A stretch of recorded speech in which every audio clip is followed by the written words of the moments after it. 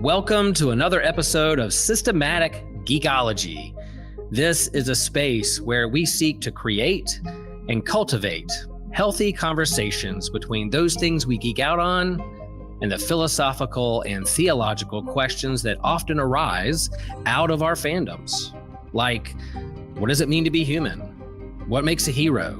What makes a villain? How do the stories and narratives we geek out on shape how we live in the world? We are your priest to the geeks. We aren't all ordained, but we see ourselves as mediators at the intersection of geek culture and going deeper in our faith. We don't always have to agree, but we do respect each other, and we see everyone as a beloved child of God. Everyone geeks out on something, so come geek out with us and enjoy the show.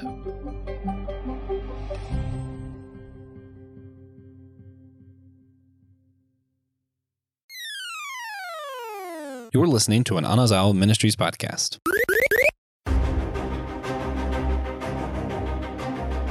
Rise and shine, campers, and don't forget your booties because it's cold outside today. Here in Pittsburgh, it is cold outside today, and we are going to be talking about the film Groundhog Day in celebration of the annual occurrence of Groundhog Day and the annual tradition on this podcast of talking about this movie, which is about repeating the same thing over and over again. I am joined here today by Evan and Leah. How are you guys doing? Evan, you are further south. How are things going down by where you are? I have not been out of the hoodie for like one day, so it's not too bad. Excellent. And are you in like Florida or something? Yeah, Central Florida. So it's not too bad. It's weird. Like in the morning, it's stupid cold, like in the 20s, but by lunchtime, it's kind of back to normal. Yeah. We're hoping to get to the 20s by about Sunday here in Pittsburgh. Wow. Leah, how are you Chris, doing? my podcast partner is in St. Pete, and okay. She knows I love I'm a hot weather galley, and like I'm in North Carolina, and it's cold. It's like 20s and 30s right now. So it's cold for us anyway. And, but she likes to send me like humble brag screenshots of her weather app. And it's like 70 or 80. And she's like, it's going to get down to 50 today. And I'm like, eh. I try not to do that to my coworkers because my coworkers are mainly in New Jersey, and they're constantly talking about plowing snow and putting the salt out. And I'm just like, I'm not going to say anything. Yeah, because you're a nice person. Yeah. Evan. That's the difference. You're kind and you care about people. Yeah. But she just is just rub it in your face. Merciless. Yeah. So we're fine. What about you? You were telling me it was quite the event, Andy. Yeah, so we got over a foot of snow here, and the temperatures have been below freezing for several days in a row. And in the 10-day forecast, they are not getting above freezing. Yikes.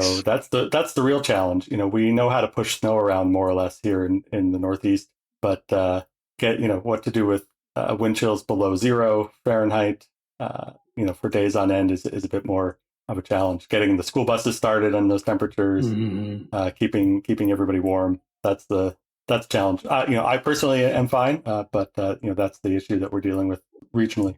Yeah. See, I don't want a snowplow because then it says that we need a snowplow. I feel like that's, right. I don't want to set that precedence for sure North Carolina. By contrast, my son is in college in Rochester, and if you drive around Rochester and the towns around that area, they use like the plow portion, the big metal shovel, as like decoration. The entrance to all the different little suburbs are marked with a welcome sign that's either painted on or next to a snowplow. That's awesome. The ones in Scotland have names, and you can go to the website and like look up their names, and it's like Stuart McGrady or whatever. Like they all have these very like awesome. Silly Scottish names. Yes, they love their wordplay in the UK. So apart from snowplow names, what are folks geeking out on these days? How about you, Evan? Well, or go ahead, Leah. Sorry. Go Evan. You go on. Sure. Wonder Man just came out, so I watched the first couple episodes of that, and that was not that I was surprised how good it was, but it's more of a humble little character piece. So I was pleasantly surprised by that. Yeah, we watched a few episodes last night as well, and yeah, it was a lot of fun. It's kind of the studio light. If you watched and enjoyed the studio on Apple, it's kind of a Marvel Universe, less formalist take on the studio. Is that the one with Seth Rogen, the studio? Yes. Yeah. I think that I've been geeking out on, basically being on Systematic Geekology, and also a podcast with Ryan Does about horror films that we're doing, and then also teaching. I'm teaching a class on Jesus basically in media. So I'm having to basically you guys are giving me homework of things that I have to do. So what I'm geeking out on is whatever you all have given me homework for that day. And so recently I've watched for my class, I actually rewatched The Life of Brian, Monty Python. Yeah.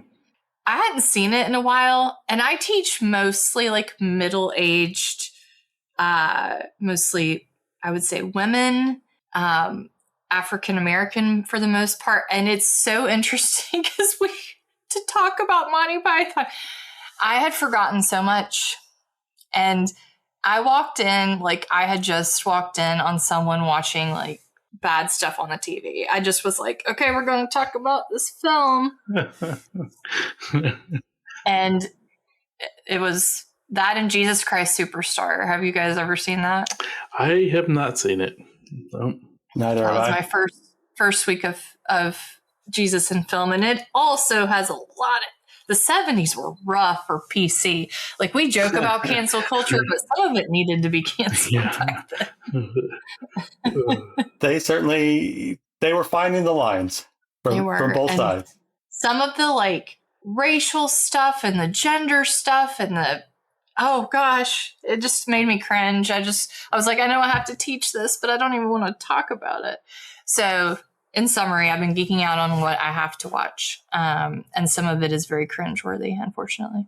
All righty. Well, since you mentioned your homework for the Systematic Geekology podcast, sounds like a good time to take care of our business for the podcast. Remind folks that they can rate and review us, subscribe, all those good things, wherever you find your podcast. If you can give us a rating or a review, that always helps with people trying to find new content. And we want to thank the folks who provide us financial support. In particular, we'll shout out Aaron Hardy this time. Thank you, Aaron, for your financial contributions, and thank you, everybody else. If you want your name in the list of people who get shouted out from time to time, you can go ahead and find the link in our description of the podcast, of the show, to sign up to become an official member, to provide a small monetary contribution on an ongoing basis, or if you just like to provide a one-time gift or buy some merch, you can do those things as well. But the ongoing contributions are what get you those thanks and access to the members only part of the Discord, where I will remind folks, even though this is not a comic book episode, if you go to the members only and suggest comic books we can talk about on a comic book catch-up episode in the future. That way I don't have to remember to look for that right before we record one of those episodes. And just generally come and tell us about what you're reading. So yeah, that's the Systematic Geekology spiel. And now let's get into something else that's repetitive and done over and over again, the movie Groundhog Day. So this is the Bill Murray vehicle, directed by Harold Ramis, about a weatherman from Pittsburgh who travels to Punxsutawney for the annual Groundhog prognostication. Is there going to be 6 more weeks of winter or an early spring based on the presence or absence of a shadow? And he winds up, for reasons unexplained, he winds up repeating the same day, Groundhog Day, over and over and over again, having to redo the same reporting from the hill, from the knob there about the groundhog, having to interact with all the locals, and so on and so forth. And eventually, does he break out of that cycle, or is he stuck reliving Groundhog Day forever? I guess we'll probably wind up spoiling that. You've probably seen the movie by now if you're listening to this podcast. But yes, that's the arc of the film. Why don't we? What's your? This is my first time reviewing this movie on this podcast. How about you guys? What's your background with this movie? What do you think of the movie? I hope you have something that you like about it, or like to talk about it to bring you here. I have nothing to say. Excellent. What Evan. what if I just sat here and just repeated the same phrase over and over? I have nothing to say. And then I was like, aha, it was meta. We're in Groundhog Day. That would be an excellent formalist That experiment. would work. Yes. Yes. I think I saw it. It's an 80s film, right? I From the want to 80s? say early 90s. Oh, okay, fair enough. Yeah. I think I saw it in the midst of my parents were really obsessed with like SNL and always had been. And so I think there was this like late 80s, early 90s thing where like it was like Caddyshack and this film. And then you were starting to get the Sandler films and stuff like that, where there was just sort of a lot of these SNL folks doing films. And I saw it way back when. And then I think I've consequently saw it a million times since then, maybe just like a rough number there. But yeah, I think because it's on back when we all had cable, remember those days, it would come on the television quite a lot. And it was one of those films that you had to watch because he's so funny in it. And every time I hear I've Got You, Babe, that's all I think of. Well. How about you, Evan? Yeah, for me, the astute listeners of this show will think that they're in a version of for Groundhog Day because last year I recorded about a movie with one of the guys also from the show. So and that was my first time actually watching it. It's been in my lore since I was a kid, but I finally watched it last year, and for sure, it's one of those films that kind of that kind of stuck in my memory. So I am glad to talk about it again now. Excellent. Yeah, I think I'm pretty sure I saw it when it came out in the theaters, and likewise, many times since. I don't know if it's ironic or appropriate that for a movie that repeats the same sequences over and over again, it's a very rewatchable film. Mm-hmm. Maybe that's because that's baked into the premise. It has to be. But yeah, I was a Bill Murray fan from Ghostbusters. I grew up on was the kid of the '80s, so things like Ghostbusters were part of my childhood, and so got introduced to Bill Murray that way, and followed him into films like Groundhog Day and What About Bob and other things. Kind of there was that. It seemed like that was sort of the peak Bill Murray era. That he could get a movie made just based on his name, The Man Who Knew Too Little, all these kinds of things. That might have been the beginning of the end for Bill Murray can open a box office weekend. Zombieland. Sure, yes, he's obviously continued to show up in memorable films, but I think that might have been the start of the downslope of we can just make a movie on the strength of Bill Murray's name. 100.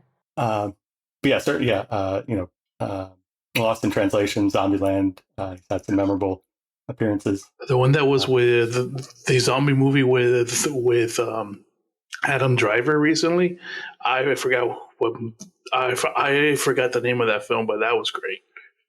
Okay. Yeah, and it kind of launched this idea, which we've seen a lot of lately, almost as if people who grew up watching Groundhog Day now, some 30 odd years later, are the ones making movies and are revisiting the concept of a time loop. But maybe we can come back to that after we talk about those other films, after we talk about this one. So let's see, what maybe to kind of get things rolling with some lighter things. What are some of your favorite kind of loops of the film? What favorite antics that Bill Murray gets up to in the process of figuring out what this is all about? I just always love when Stephen Tobolowsky shows up in anything. So when he shows up over and over, I love it, and that's a fun way for him to realize what's going on and stuff like that. But he always makes the film or TV show that much more enjoyable. I like his waking up sequence because I think it is funny. And again, it does set you up to know that he's on the same day again. But I really like his increasing hatred of Punxsutawney Phil. Groundhog. he doesn't want to be there to start with. But then it's just as the days go on, his sort of feelings towards that groundhog, I don't know. It's just such slap. Howdy guys, I really hate to interrupt, but my name's TJ, and I'm here to tell you about our new merch. We have incredible new stuff with Fourth Wall.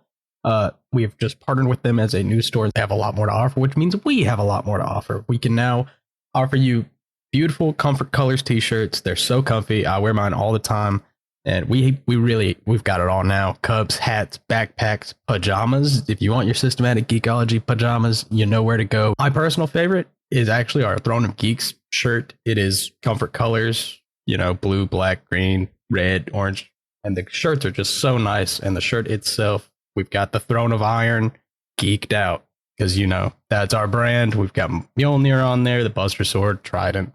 Basically just the coolest weapons from our favorite properties are on the shirt instead of a bunch of normal boring swords from the boring series Game of Thrones. So check that out, and thank you. Comedy, how much he hates that rodent. Yeah, I think for me, my favorite sequence is where he's trying to woo the other woman, not Andy McDowell's character, his producer from the TV studio, but the local woman. And so he's memorizing what she likes, what her drink order, her favorite childhood memories and things, so that each time he can get progressively further along in having sort of her perfect date. And it just well done, because you restart each time kind of a little bit further along, so it very efficiently communicates what he's doing without really kind of hit you over the head of it. And then there's also a great moment where it turns right, and he just really can't get any further in getting to know her or figuring out what she likes, and then it kind of reverses and collapses in on itself, and you go through the backwards through progressively less long dates, where he fails further and further, he gets slapped and gets rejected earlier and earlier in the evening. It's just such a great bit of cinematic storytelling, the way that it's structured and edited, and tells you a lot about what's going on, and just through the music and the way that it's all put together. Yeah, and I love the idea that he thinks that memorizing every single thing that someone likes would make, and then them assuming they're meeting them for the first time, that he thinks that will get him farther. Like, can you imagine going on a date and someone being like, well, I ordered you red wine and here's a cat, and I got you a theology book, but my name is so-and-so. I would be like, okay, you're crazy and a stalker. And, but I love in his brain, he's like, this is it. This is how you get to someone. Yeah, the inauthenticity of it eventually undermines him. But yeah, I mean, he's trying to figure out, well, what can I do, right? This is an opportunity that's afforded me in a way that I don't normally get in life. And it's essentially the video game approach, right? I tried this last time, so I'll try something else this time and something else this time until I figure out the exact sequence of moves that you need to do to get across all the trapdoors or whatever, right? Right. Not watch the global news and try to warn people of impending doom. Just, I'm going to go on this date with this girl and memorize what, Right. But is there impending doom, right? If the day keeps repeating. I feel like he does it's a great question. And I think in theory, no, but he does seem to live in the hope that one day it will reset. And if you, right, because he does look angered every time he wakes up. There's some resignation by the middle to end, but he's still upset. So if you're upset, there's clearly some expectation that this will not be the reality. Otherwise, you just be like, meh, okay.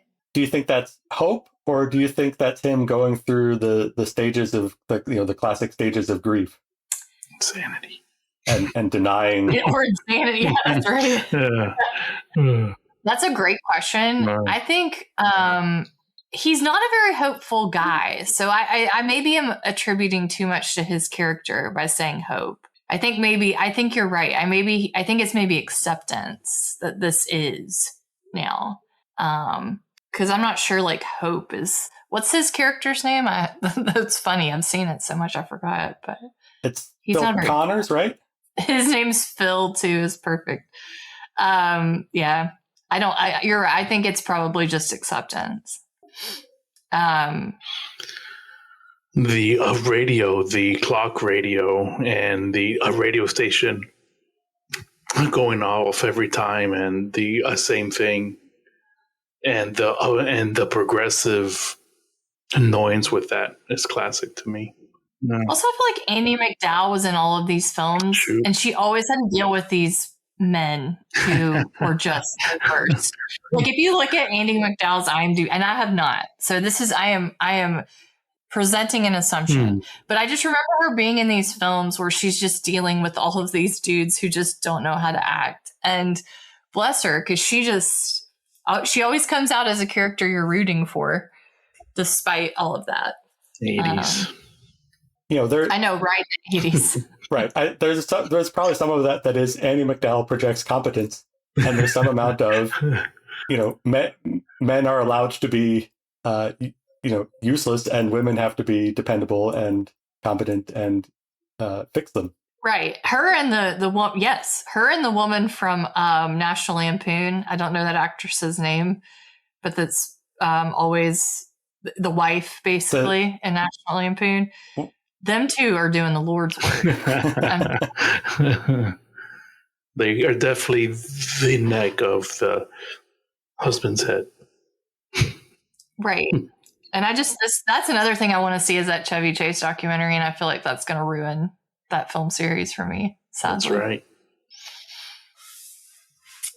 So then is it Phil's arc, or is it what's her name in the film? Now, it is funny how you watch it enough that all these characters' names have fallen by the wayside. But yeah, I suppose that's a question too. Is it that he finally comes to some sort of revelation, or is it that she's able to finally get through to him as how he is able to break out of the cycle? I feel like they're presenting the story as, this is my interpretation, as it is sort of a love story, and they're presenting this person who is so as we said, so unhopeful, so sort of cantankerous.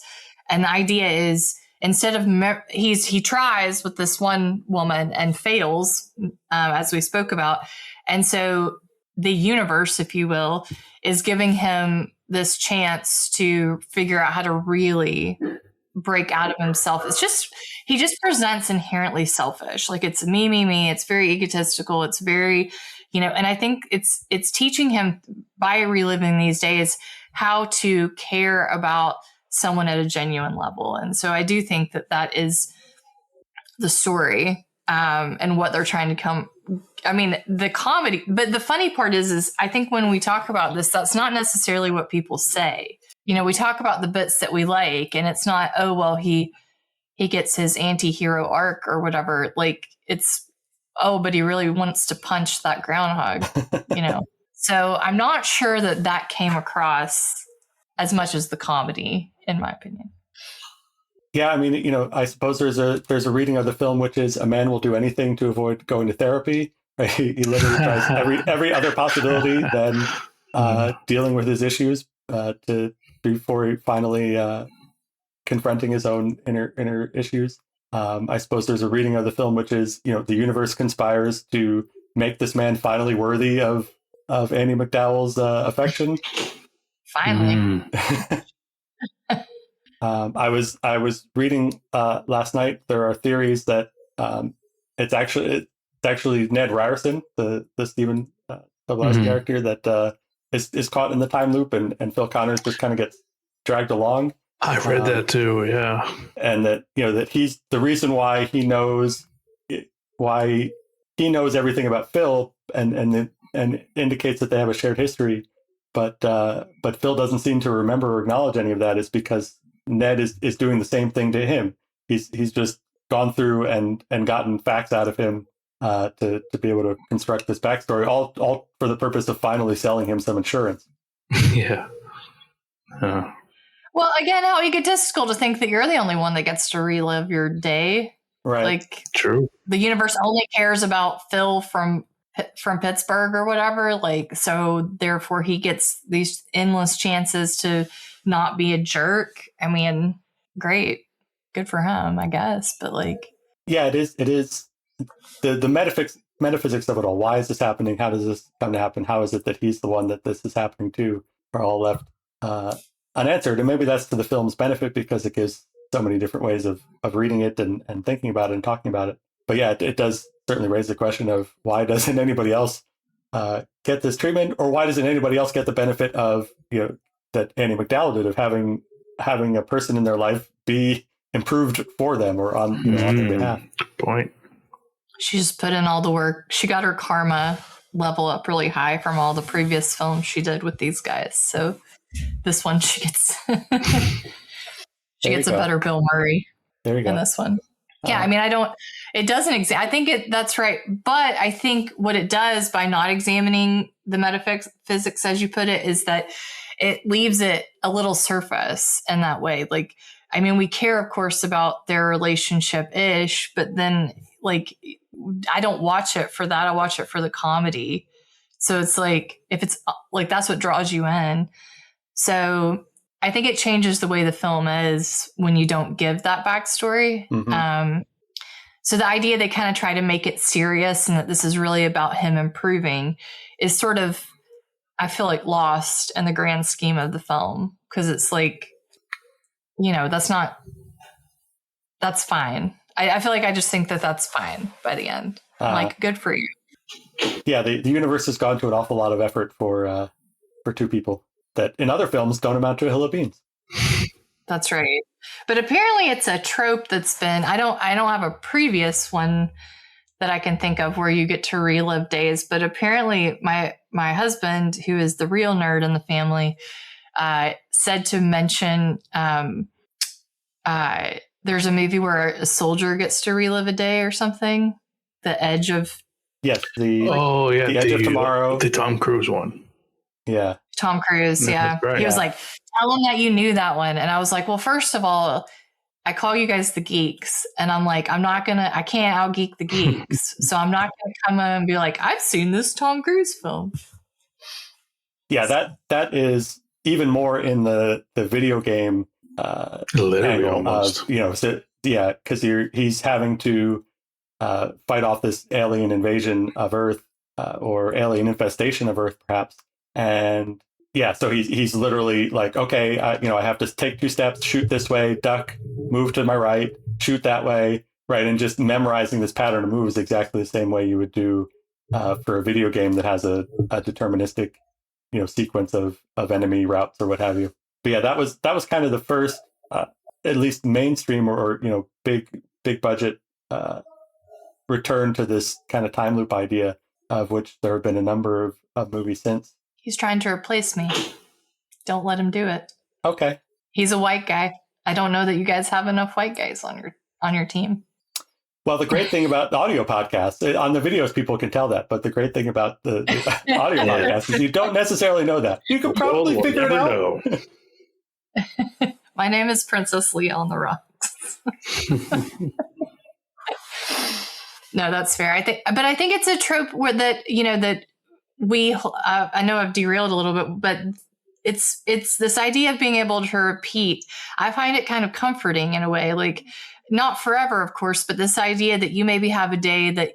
I mean, I have anxiety, so like this is like daily life for me, but we all have days where we replay them in our minds and think like, oh gosh, if I'd only been able to do X, Y, and Z, it would have turned out much differently. And so it's kind of a nice thought that we could pick it, like pick which day. Right.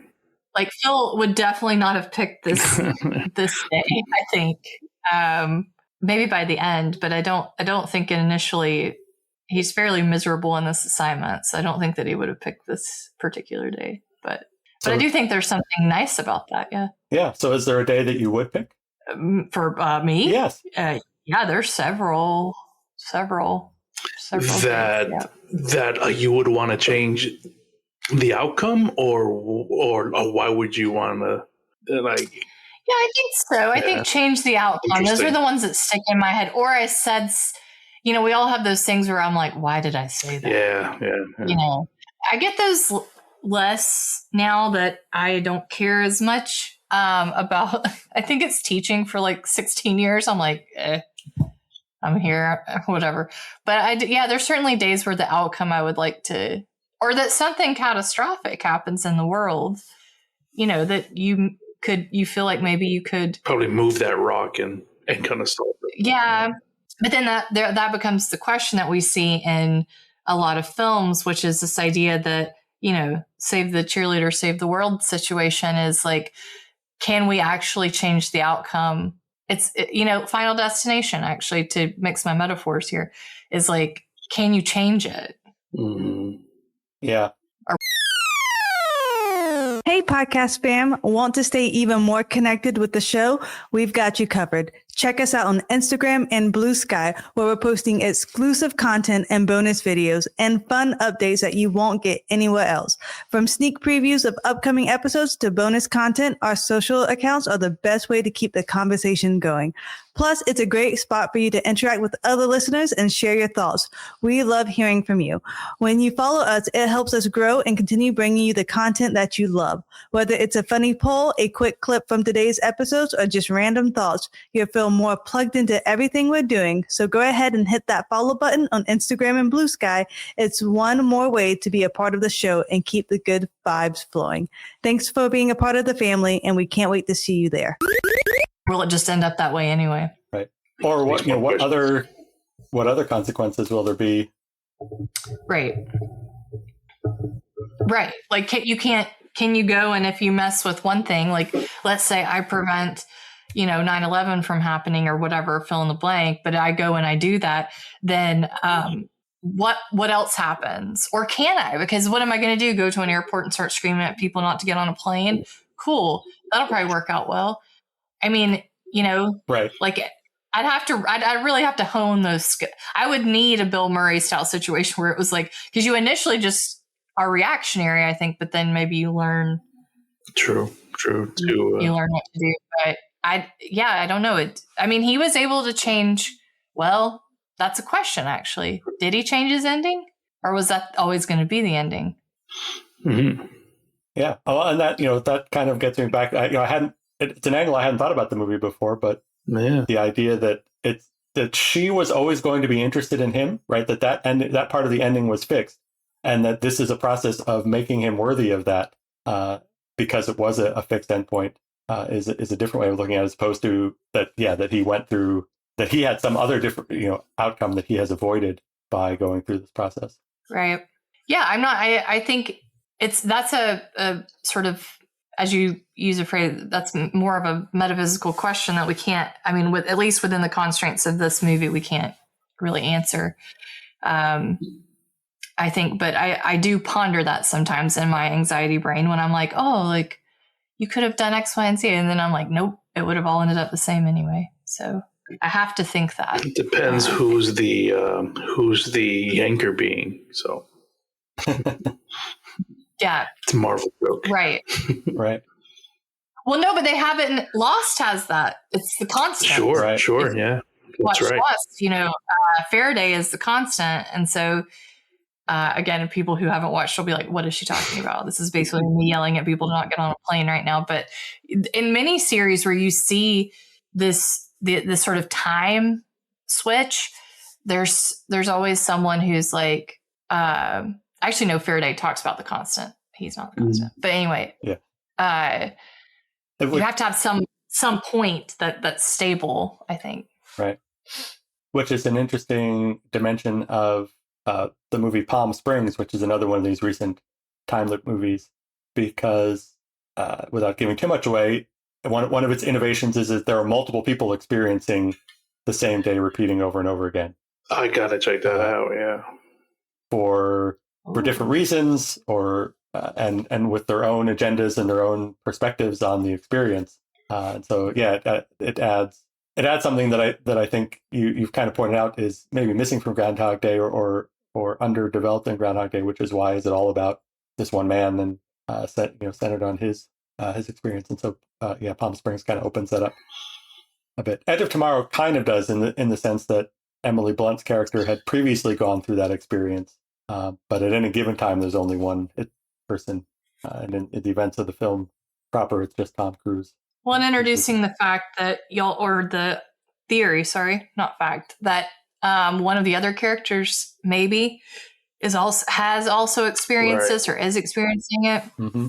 But the idea that Bill Murray is so self-obsessed that he doesn't think to, I don't know, like talk to other people or chat about it, or I guess he does to Andy McDowell. Right, he does break down eventually. Eventually, yeah. I mean, because what do you have to lose at that stage? Because his thought is she'll just reset tomorrow and she won't know about it. So, right. I wonder if it could make you, like in this story, it makes you like a good person, but I wonder too if like it could make you a terrible person. Like it can make you super jaded. Yeah. Well, but also you could there's no consequences to things, right? So all the stuff that you maybe wanted to do that you know that you won't get like put in jail for or fill in the blank, but you could do it. And then the next day you're just going to be like, you're just reset. So it doesn't matter. I will point you once again to the film Palm Springs. Oh, but can they change the outcome in Palm Springs? Like, are they able to shift it? I don't want to give too much away. Since neither of you have seen it, it's one of those films that I think is best appreciated as its own experience. Fair enough. But I accept. But yeah, I mean, because I think my first thoughts go to philanthropy, but considering how long you're looping, at some stage I might just go, rob a wine store or something. I don't know. Well, Bill Murray tries that too a bit, right? He engages in some crime, if I remember correctly, before he starts just going straight, suicidal. Yeah.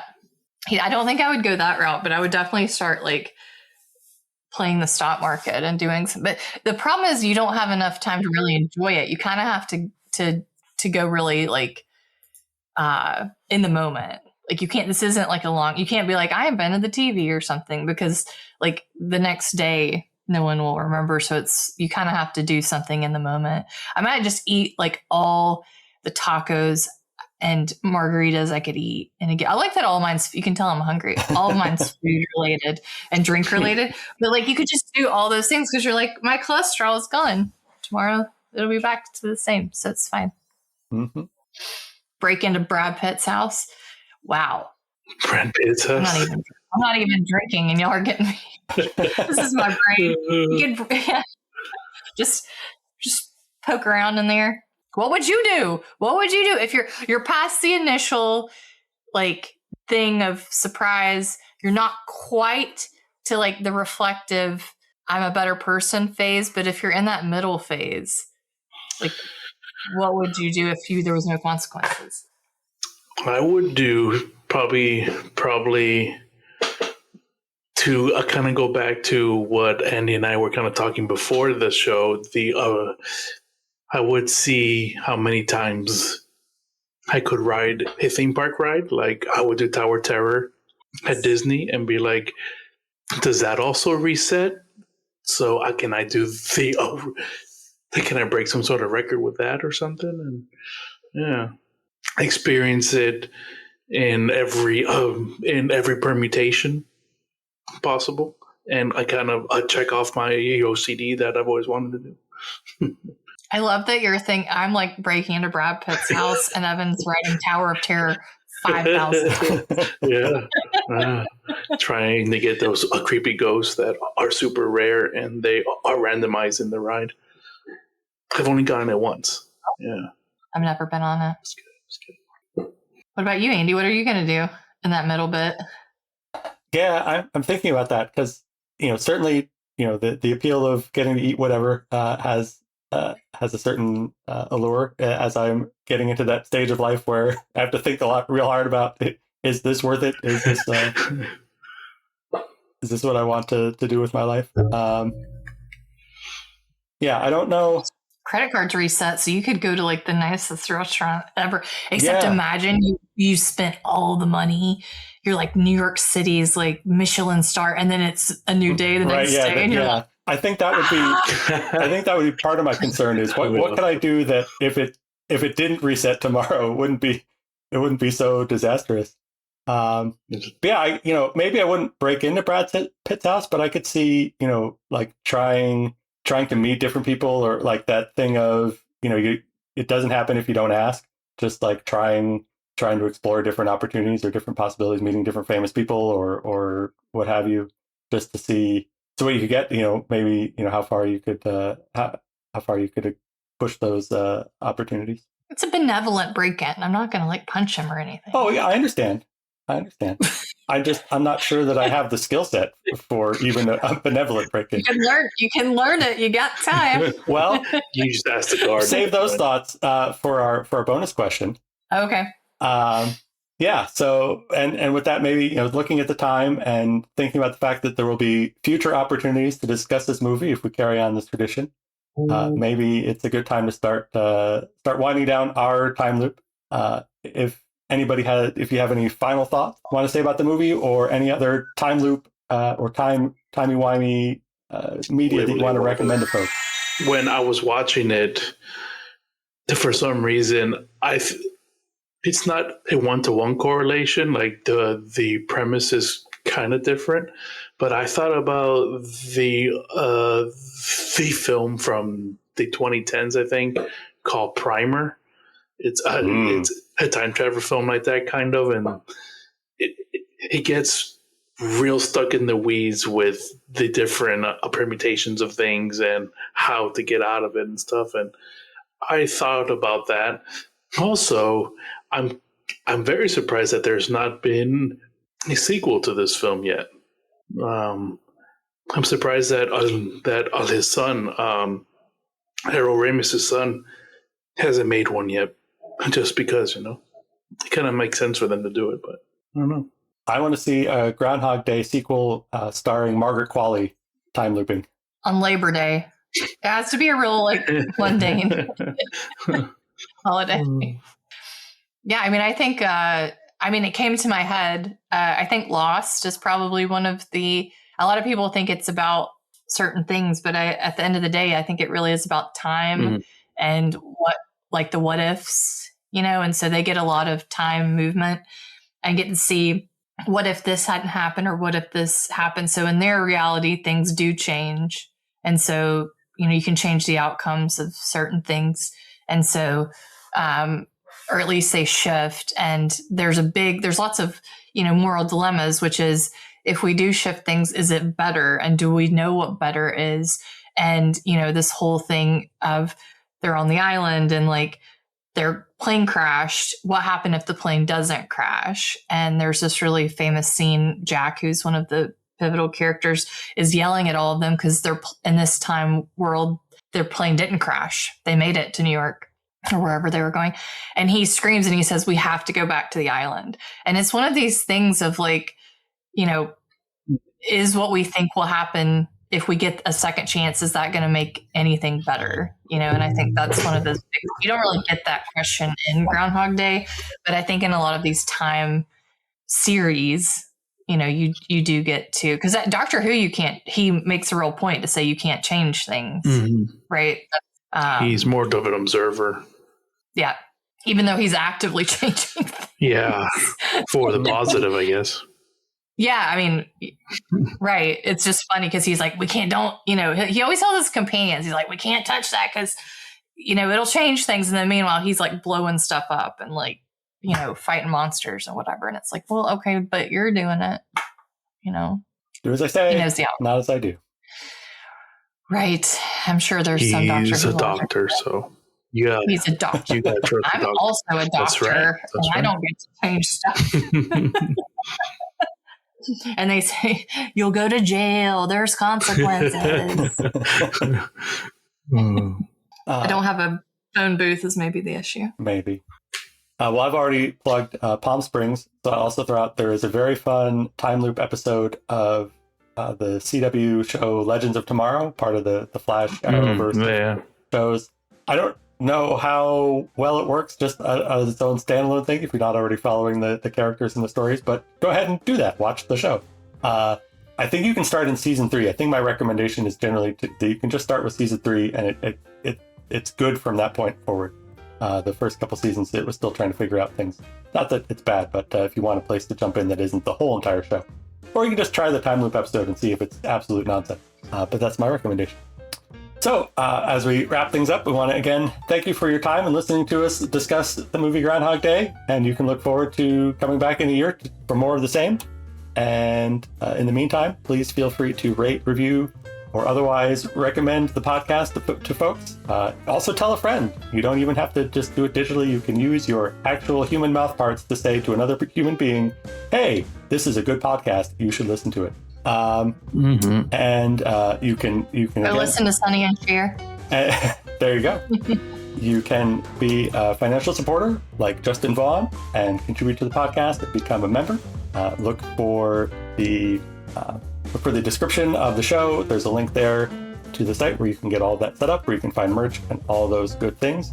And you will have access to bonus questions like the one we're going to record after this episode on what special skill would you want to develop or hobby would you want to pursue if you had the unlimited time of a Groundhog Day time loop. So our host can think about their answer to that question. You, the listener, can think about whether knowing the answer to that question is worth a few dollars a month, and the answers to other questions like it. And that will wrap up this version of Groundhog Day. Hopefully all of you will get to wake up in your beds tomorrow and not having to repeat this exact conversation again. And until next time, remember, if you're going to geek, do it systematically.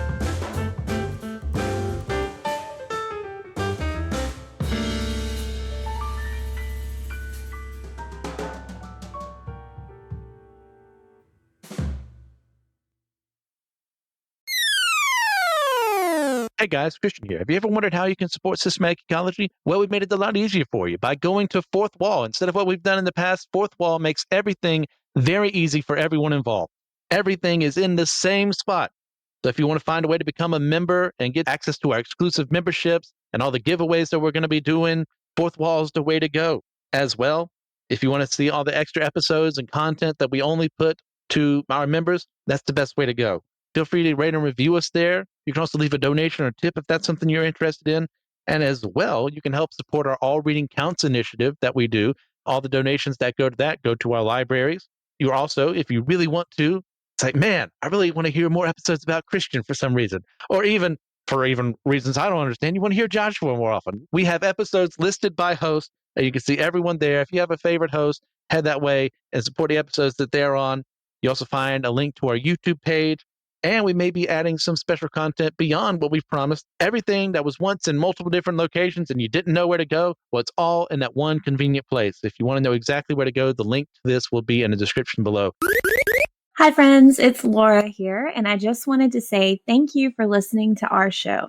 Systematic Geekology is a part of a larger podcast network called the Anazal Podcast Network. Dummy for Theology is Joshua Noel's show discussing different theological topics from various perspectives and attempting to give people more questions than answers. My Seminary Life is Brandon Knight's show. It started as him going through what he was learning in seminary, and after he graduated, he's been doing independent studies and has a lot of fun series like on hermeneutics, Bonhoeffer Summer, and worship.